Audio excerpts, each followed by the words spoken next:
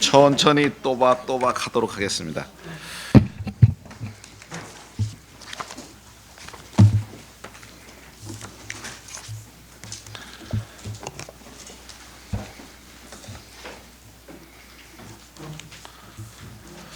예, 그제 어제 제가 전화를 못 받아서 죄송합니다. 예, 정해지지가 않아서 전화를 받아서 뭐 말씀드리면 오히려 혼선을 드릴까봐 제가 전화 못 받았다는 양해 말씀드립니다. 21대 대통령 후보자 선거관리위원회와 그리고 비상대책위원회에서 의결된 결과에 대해서 말씀을 드리겠습니다.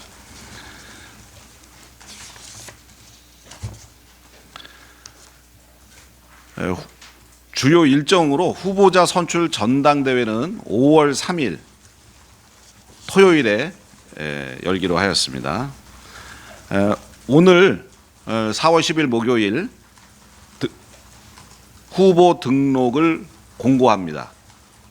등록 기간은 4월 14일과 15일 양일간에 걸쳐서 후보 등록을 하고 기탁금은 기탁금의 합계가 3억 원을 넘지 않도록 그렇게 조정하도록 하겠습니다. 후보자의 자격은 뭐 일반 자격은 뭐 다 아실 거고 선출직 당직자 사퇴 규정, 즉 1년 6개월 전 사퇴 규정이죠.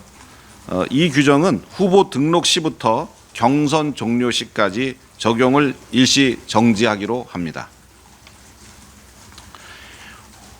후보자 선출 방식은 1차 경선에서 국민 여론조사 100%로 4인을 선출합니다. 그리고 2차 경선에서 선거인단 투표 50%와 국민 여론조사 50%로 2인을 선출합니다. 그리고 3차 경선으로 선거인단 투표 50% 그리고 국민 여론조사 50%로 최종 1인을 선출합니다. 단 4인 경선에서 한 후보가 50%를 넘으면 2인 경선을 하지 않습니다.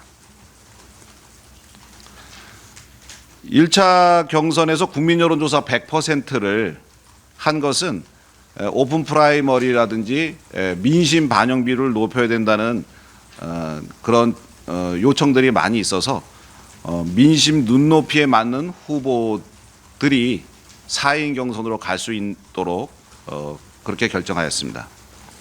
그리고 이 4인 경선과 2인 경선 거기에서는 선거인단 투표 50 그리고 국민 여론조사 50 이렇게 했는데 이것은 우리 당원과 민심을 고루 반영하겠다는 그런 의지가 담겨 있습니다. 참고로 말씀드리면은 이 후보자 선출 방식에 있어서 많은 의견들과 후보자 측의 제안들이 있었습니다. 그런 제안과 많은 의견들을 취합하고 논의하는 과정에서 조금 시간이 좀 걸렸다는 말씀을 드립니다. 근데 기본적으로 당대표 선출을 할 때 우리가 결선 투표를 합니다. 그런데 대선 후보는 아직 당원 당규에 결선 투표를 해야 된다는 규정은 없으나 당대표 선출에도 결선 투표를 하는데 대통령 후보의 결선 투표 형식을 하지 않는 것은 좀 맞지 않다라는 차원에서 넣었고 또 결선 투표를 통해서 50% 이상의 지지를 얻어야 그 후보가 국민의 신뢰를 받을 수 있고 또 민주적 정당성을 가질 수 있다 하는 차원에서 그런 결론을 내렸습니다. 특히 국민적 관심을 제고한다는 차원에서 2인 경선이 반드시 필요하다 하는 의견들이 많았습니다.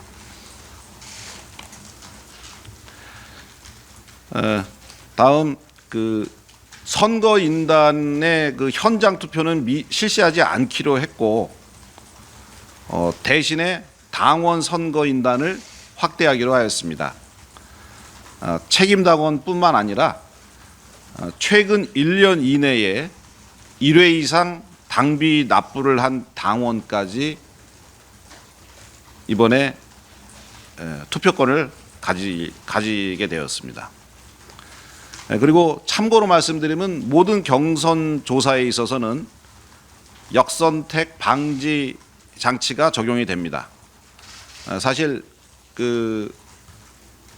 갑자기 생긴 조기 대선이라 좀 역선택 방지 조항을 없애야 되는 거 아니냐 하는 그런 의견들도 일부 있었습니다만 당원 당규를 바꿀 수 있는 시간적 여유가 없어서 당원에 있는 그대로 역선택 방지 장치를 적용한다는 말씀을 드립니다. 선거 운동을 할 수 없는 자에 대해서 추가로 결정하였습니다.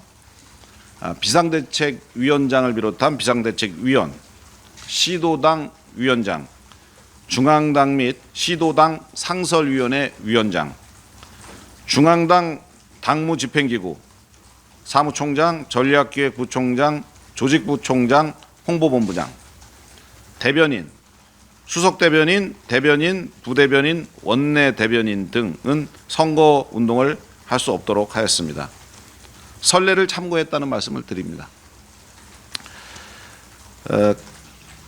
경선의 주요 일정은 1차 경선, 2차 경선, 3차 경선으로 되어 있고 자세한 내용을 이따가 추가로 더 말씀드리도록 하고 참고로 권역별 합동연설회는 하지 않기로 하였습니다. 경선 기간이 짧기 때문에 전국을 가서 합동연설회를 할 수 있는 시간적 여유가 없고 특정 지역은 가고 특정 지역은 가지 않고 할 수가 없었기 때문에 이렇게 지역별 합동 유세는 할 수가 없고 주로 서울에서 미디어를 통한 경선 행사를 진행한다는 말씀을 드립니다.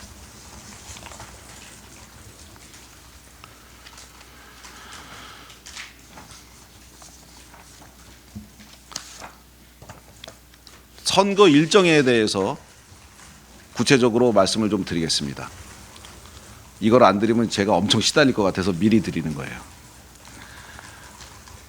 오늘 후보자 등록 공고가 있습니다.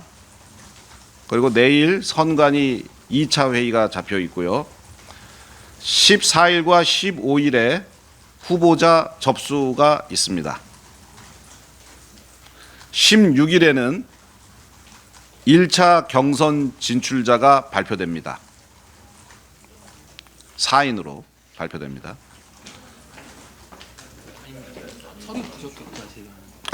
죄송합니다. 다시 하겠습니다. 16일은 1차 경선 진출자를 발표합니다. 선관위에서 서류 심사를 통해 부적격자를 제외하고 1차 경선 진출자를 발표합니다. 17일은 미디어데이를 개최합니다. 월드컵 조추첨 하듯이 프로야구나 프로축구 미디어데이 하듯이 국민적 관심을 불러일으키고 또 후보자들이 좀 잘 홍보될 수 있도록 미디어데이를 합니다. 거기에서 후보자 리그를 추첨하게 됩니다. 그래서 13개조로 추첨을 하게 되는데 18일에 A조 후보자 토론회, 19일은 B조 후보자 토론회, 20일은 C조 후보자 토론회, 즉 3개조로 나누어서 토론회를 각 조별로 하루씩 한다는 말씀입니다. 21일과 22일에 국민 여론조사를 합니다. 100% 국민 여론조사를 통해서 이 토론회를 보시고 나서 국민들께서 여론조사에 응해 주시면 그에 따라서 22일 저녁에 4인의 경선 진출자가 발표됩니다. 그리고 23일은 2차 경선 후보자 미디어데이가 개최가 됩니다. 여기에는 1대1 주도권 토론회를 중심으로 해서 주먹이 운다, 칭찬 릴레이, 코너 속 코너, 뭐 미스터 트롯, 그 다음에 이런 식으로 좀 재미있는 그런 흥행적 요소를 가미해서, 하지만 과도하지 않게 그렇게 마수 토론이라든가 이런 걸 준비해서 24, 25일에 주도권 토론회를 엽니다. 4명의 후보가 있기 때문에 한 후보가 주도권이 돼서 다른 후보 1명을 지정해서 1대1 토론회가 4번 개최됩니다. 어떤 후보는 인기가 좋아서 3명 모두한테 지명을 받을 수도 있고, 어떤 후보는 1명에게도 지명을 받을 수가 없습니다. 재밌겠죠. 그리고 그래도 뭐 누구한테도 지명을 못 받아도 내가 주도하는 하루가 있기 때문에 본인의 토론에 나갈 수 있는 기회는 있습니다. 그리고 26일 날 1대1 토론을 마친 이 후보들이 모여서 4인 후보자 토론회를 합니다. 전문성과 인품, 자격 등을 검증할 수 있는 그런 시간이 될 겁니다. 그래서 27일과 28일에 선거인단과 국민에 대한 여론조사를 통해서 29일에 3차 경선 진출자를 발표합니다. 2인입니다.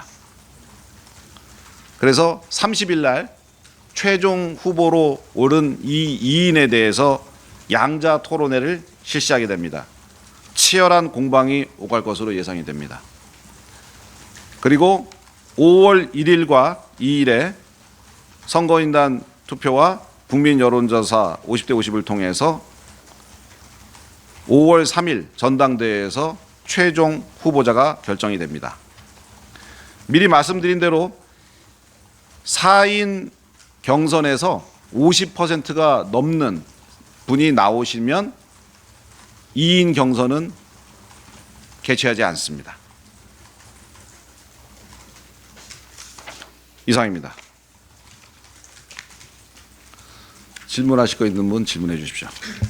경선 과정에서 각 후보별 득표율이 이번에 공개가 될까요? 현재 선관위에서 의결하지는 않았습니다만 아마도 공개하지 않을까 생각이 듭니다. 최초 100% 여론조사로 결정하는 그 선거부터 아마 결정을 하지 않을까 생각이 듭니다. 그거는 뭐 선관위 회의를 개최한 다음에 확정해서 말씀드리겠습니다. 공개하지 않습니다. 아니, 공개해도 돼. 의결하면 되지.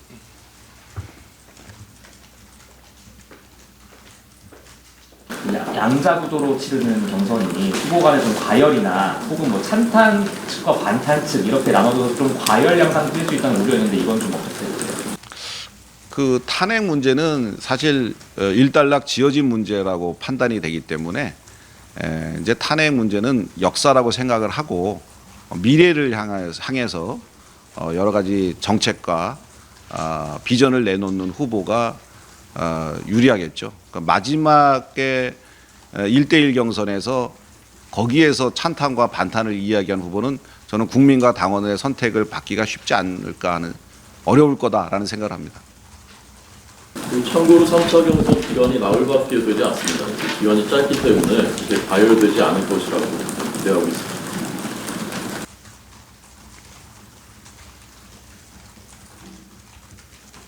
일각에서 한덕수 총리 대망으로 나오면서 경선에서 특례 규정할 수도 있다, 그런 여지가 있다는 얘기가 나오는데 검토해본 적은 없습니다. 기본적으로 경선 일정에 참여를 해야지 당의 후보가 되는 거죠.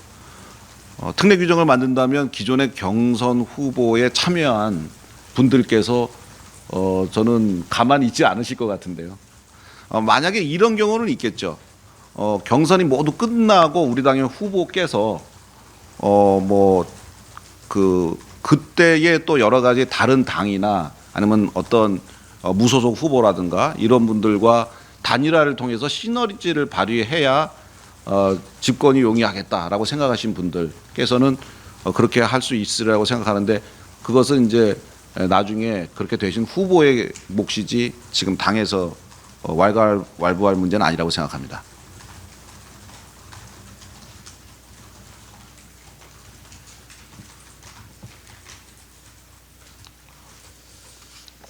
너무 자세하게 해드려갖고 물을 게 없죠. 예, 감사합니다. 양자 결선 관련해가지고 이제 일각에서 좀 이렇게 우려된다는 목소리도 있었잖아요. 혹시 사전에 좀 후보님들하고 말씀을 다 드렸는지. 각 후보 캠프들의 의견 개진이 있었고요. 그리고 의견들이 좀 다른 부분들이 있었습니다. 그리고 선관위원회도 그렇고 비대위도 그렇고 조금씩 의견이 다른 부분이 있었는데 그것을 선관위 회의와 비대위 회의를 통해서 장점과 단점을 다 다각적으로 분석을 하고 그래도 우리 당에 가장 걸맞는 지금 가장 효율적인 경선 방식이 2인 경선이 필요하다 해서 채택하게 되었습니다. 그 4인 경선에서 50% 넘는 분 나오면 2인 경선은 안 한다고 하셨잖아요. 그렇게 되면 한정 후보가 일찍 29일에 결정이 된다고 들었어요. 그렇습니다. 저희 그 K부팅 저희 선관위 자체 시스템으로 하는데 일각에서는 보안이나 조작 우려 있는 거 아니냐 이렇게. 저희는 이번에 선관위의 K보팅 시스템을 활용하려면은 4월 7일 이전에 저희가 선관위에 위탁을 의뢰를 했어야 되는데 기간이 도과했기 때문에 선관위의 K보팅 시스템을 활용하지 못하고 저희 당에서 자체적으로 준비를 해서 차질 없이 준비할 예정입니다. 그 양양자 전 의원 대선 출마 이야기가 나왔는데 이게 좀 사실로 확인이 됩니다. 양향자 의원님께 한번 직접 확인해 보시는 게 좋을 것 같습니다. 총장님 만나서 의사를 표현을 했다. 저는 만나 뵀습니다. 본인이 얘기했어요? 나왔습니까? 양향자 의원님 확실한 입장이 나오면 저도 밝히도록 하겠습니다. 당에서 준비한 여론조사 의미 그 명단 같은 걸 1차 쓰고 폐기하고 새로 하나요? 아니면 그대로 갖고 가나요? 여론조사 명단이요? 그러니까 그 공시사에서 가졌으니까 예. 그거를 1차에서 쓰고 폐기하고 새로 가나요? 아니면 같은 거를 그대로 가나요? 저희가 이제 여러 여론조사 기관에 의뢰를 하는 거기 때문에 그 여론조사 기관에서 매번 별도로 그런 것들을 이제 발생해서 여론조사를 하게 됩니다. 내일 선관위 회의에서 추가로 좀 논의할 사항은 어떤 데가 많은지.